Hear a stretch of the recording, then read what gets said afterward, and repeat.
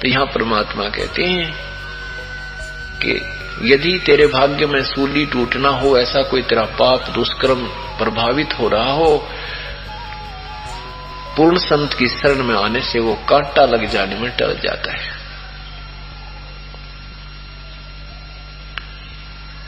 एक समय की बात है,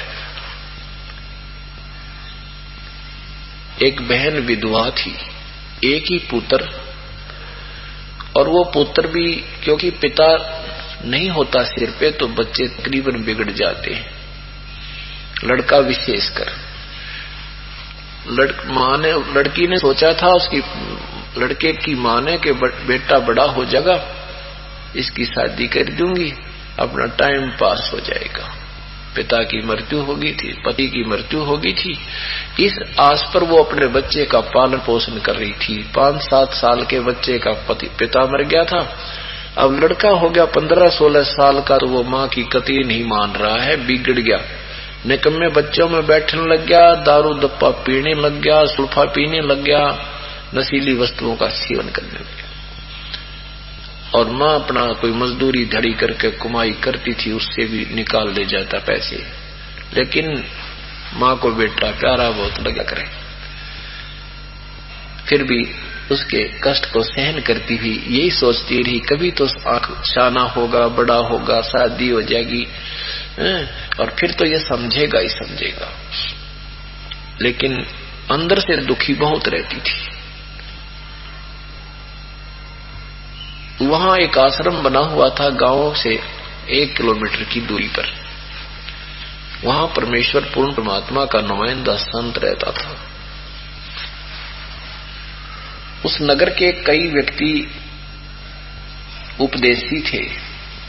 वो संत जी वहां पर उस आश्रम में 2 महीने, 3 महीने, 1 महीने रुक कर जाता था। कई जगह आश्रम बना रखे थे, सब स्थानों पर जाकर के भक्तों को सेवा का अवसर दिया करता था।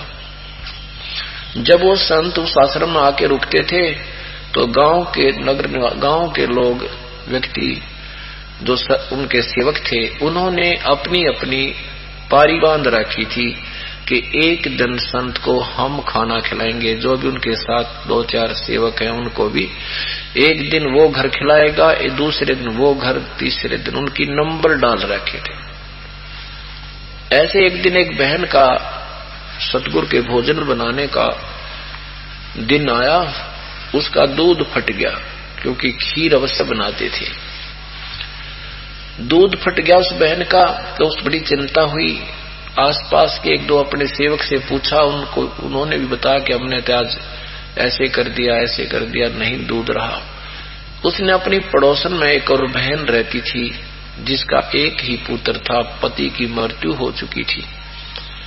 उसके पास गई, कुशल मंगल पूछा। जैसे कोई किसी से वस्तु उधारी लेने जाता है तो पहले कुछ भूमिका बनाते हैं बैठ के। उस बहन ने उससे पूछा, बहन ठीक हो? उस परमात्मा के संत की शिष्या ने, उस सत्संग में जाने वाली बहन ने उस दुखी बहन से पूछा, जिसका एक ही पुत्र वही निकम्मा था, कि कुशल हो?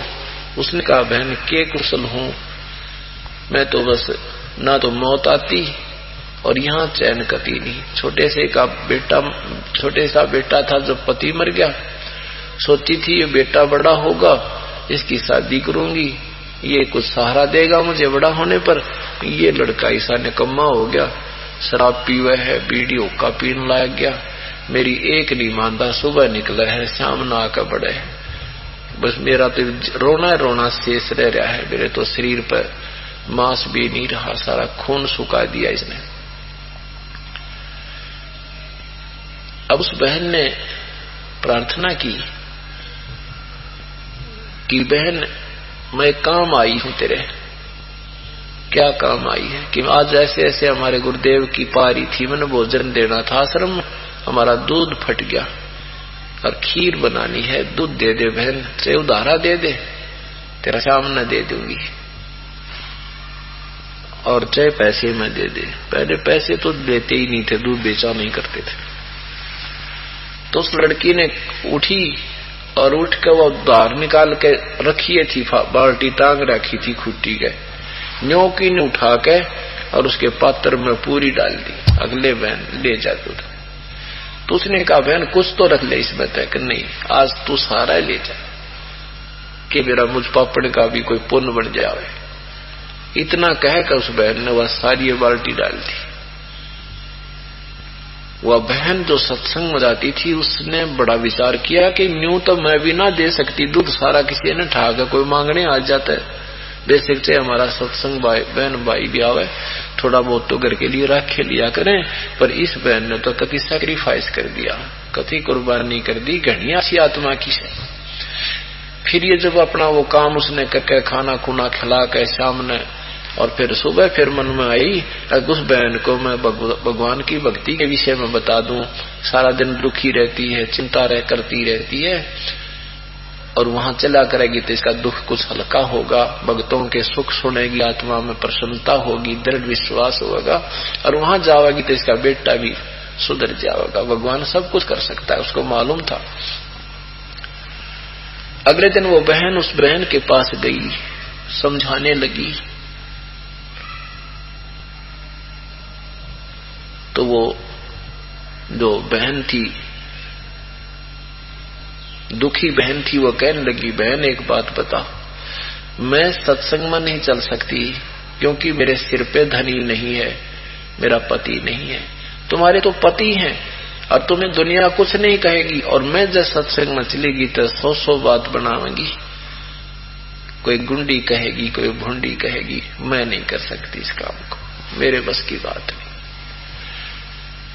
उस बहन ने अगले दिन फिर प्रार्थना की, उससे अगले दिन फिर प्रार्थना की, समझाने लगी बहन दुनिया की नहीं सुननी चाहिए हमने। ये दुनिया आज तुझे क्या दे रही है, तेरा कोई जेठ देवर कुछ पूछे तू मर रही है कि जी रही है, या तेरा कोई रिश्तेदार आकर पूछता हो? अगर नहीं, कोई नहीं पूछता, बल्कि राजी हो रहे हैं कि बिगड़ गया इसका बेटा, या भी घड़े नखरे करा करती। बताओ मैं के नखरे करा करती। फिर उस बहन ने जो भी सत्संग में सुना करती थी, प्रभु से कथाएं, गुरुदेव से कथाएं सुना करती थी, वह सुनाई। उस बहन ने बताया कि देखो मीराबाई पूरे ठाकुर समाज से संघर्ष किया करती थी।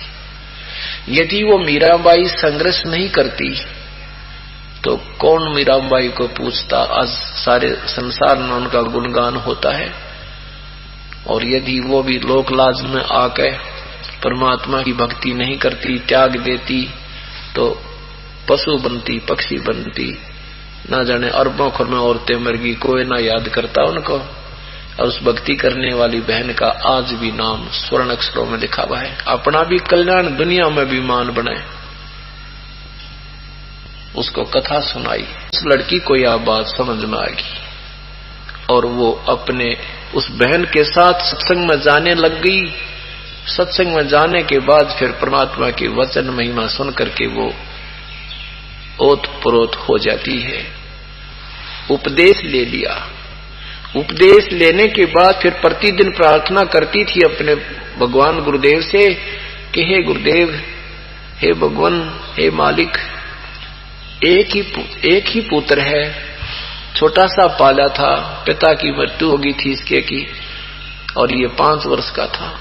आशा की थी कि बड़ा होगा, इसको पाल पोस कर शादी करूंगी, मेरा जीवन सफल हो जाएगा। हे भगवान, ये बेटे की ममता मेरे तो छूटती नहीं, इसको अपने चरणों में लो मेरे मालिक। परमात्मा गुरुदेव कहते थे बेटी आप भक्ति करते रहो, कदे तो दीन दयाल का भनक पड़ेगी कान, कभी तो सुनेंगे तेरी। एक दिन उस बहन ने क्या किया, अपने गुरु बहन भाइयों के सामने प्रार्थना की कि मुझे भी एक दिन एक समय का भोजन देने का अवसर दे दो। पूरे दिन का तो नहीं दे सकती, मैं बहुत गरीब हूं, एक शाम का भोजन मुझे दे दो। अब किसी ने नहीं दिया, कहने की बहन मुश्किल से 1 महीने में नंबर आवा है और हम नहीं दे सकते, हमारी मजबूरी है। भगवान गुरुदेव से नंबर लवा लो, फिर आपका नंबर आवा जब दे देना।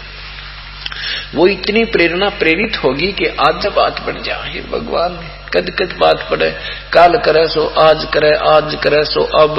परमात्मा सुनाते हैं रोज के पल में प्रलय हो जाएगी, फिर कराएंगे कब। इस दृष्टिकोण से बहुत उत्सुक होगी। परमात्मा सब खेल करते हैं। करे करा वसाइया मन में लहर उठा, दादू सिर दर्जी कयू आप बगल हो जा। जब उसने ज्यादा ही प्रार्थना की, आंखों में आंसू भर आई। उसी बहन ने जिसने उसको नाम दिलवाया था, उसी ने कहा कि आप शाम का भोजन, आज कल मेरा समय है, कल तू शाम का भोजन ले ले, करवा दे महाराज जी का। अच्छा भी बड़ा भला हो तेरा, बड़ा भला हो तेरा, तेने मेरी आज कति आत्मा खुश कर दी। अब उस लड़की ने शाम के समय बड़ा भोजन बनाया, खीर बनाई, हलवा बनाया, रोटी बनाने लगी, और उसी समय बुखार हो गया, भयंकर बुखार हो गया कि 10 कदम चल नहीं सकती, इतनी विवश हो गई।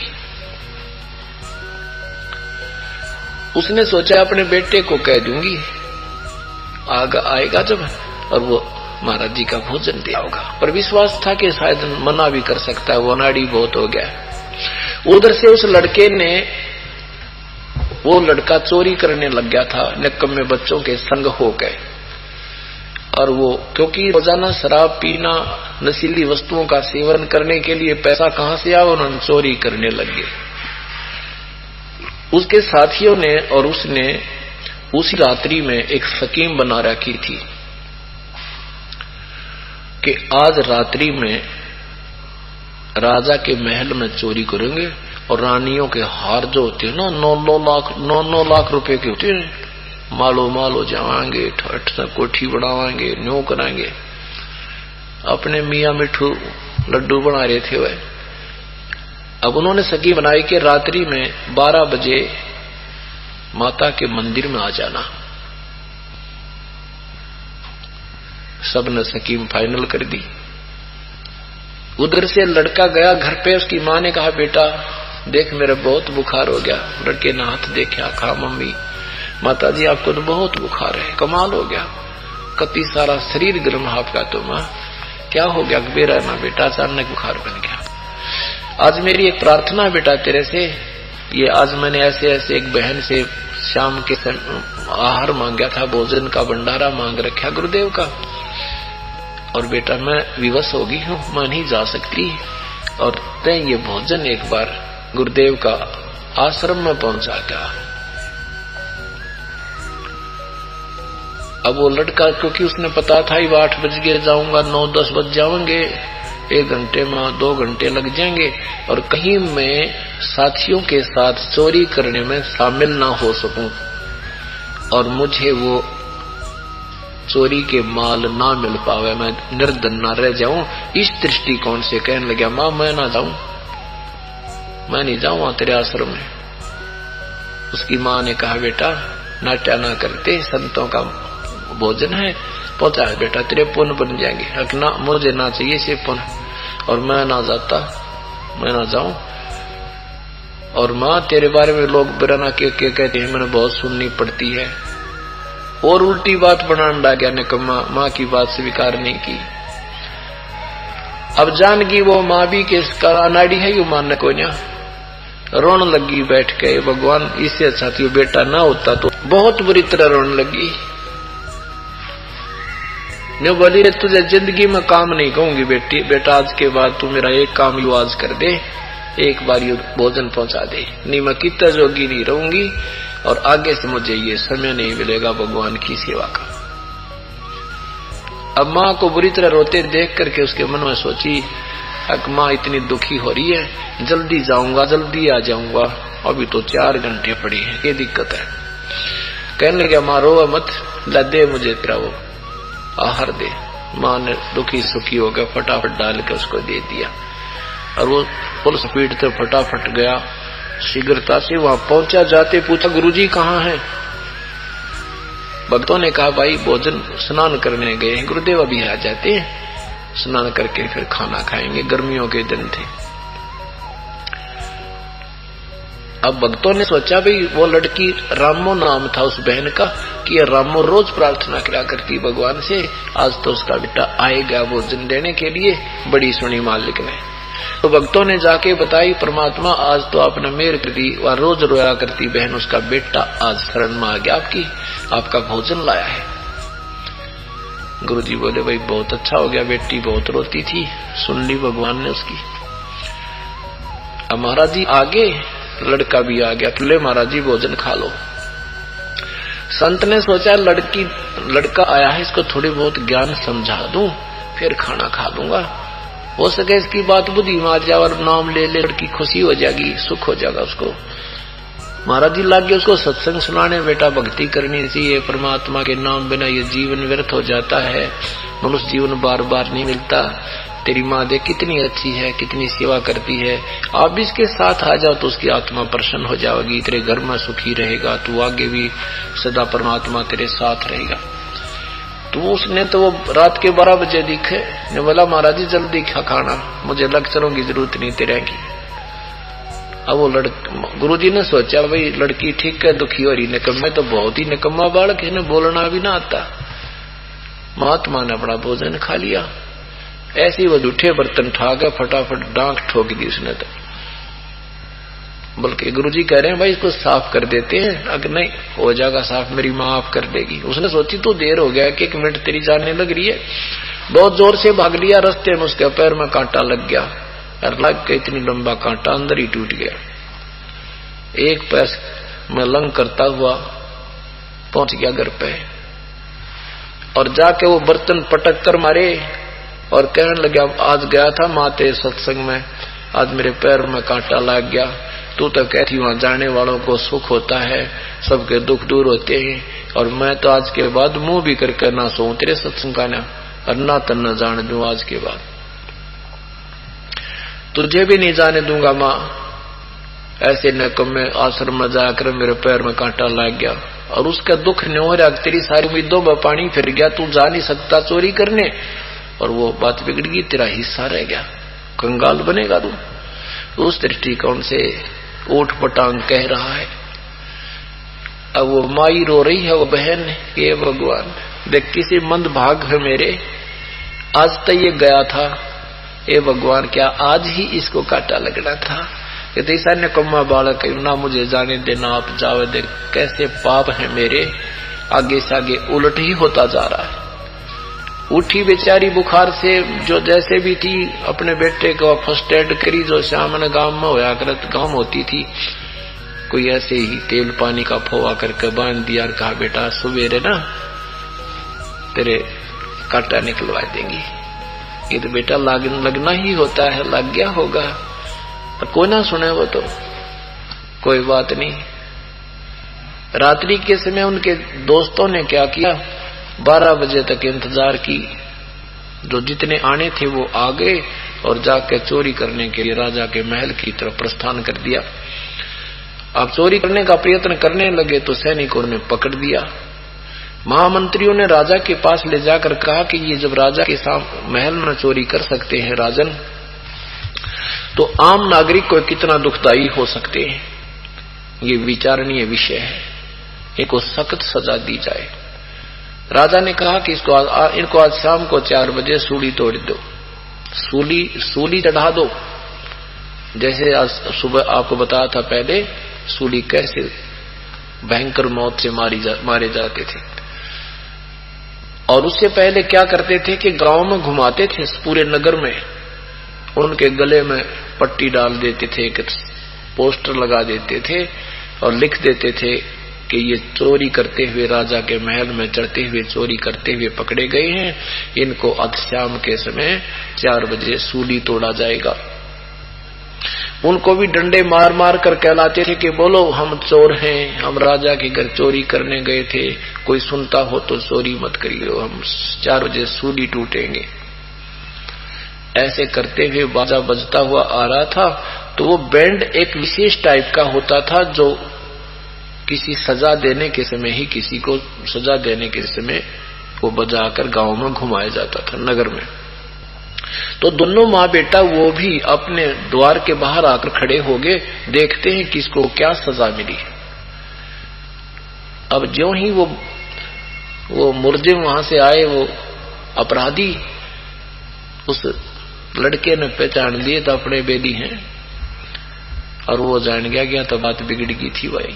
ओए होए, शुक्र मेरा कांटा लग गया। मन में सोच रहा वो बालक कि शुक्र है कल मेरा कांटा लग गया, नहीं तो आज मेरी भी मौत थी। ये भगवान मन मन में सोच रहा है, इकट्ठा हो गया कति, ये परमात्मा बड़ी दया करी। ओए होए, कल यू कांटा लगना ठीक नहीं था, आज बात बिगड़ गई थी।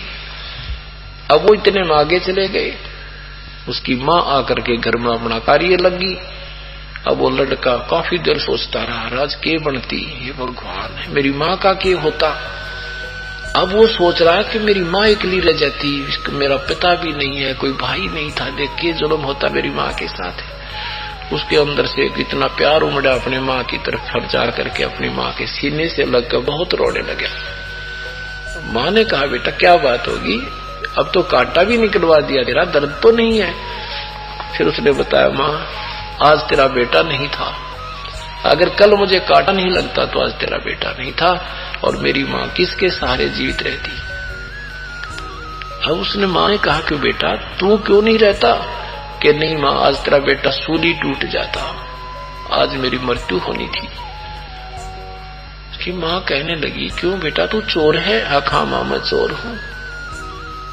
अब माँ को नहीं पता था, माँ ने बोली, रे मुझे नहीं मालूम था, तू इतना भी गिर गया, चोरी भी कर रहा है तू।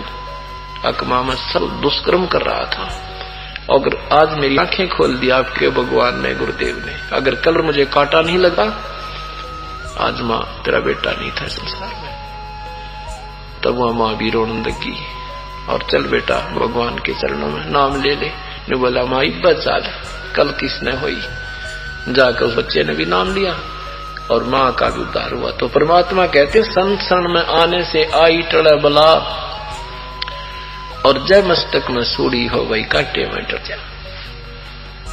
अब दोनों ने माँ बेटा ने उपदेश लिया और उद्धार हो गया पूरे परिवार का।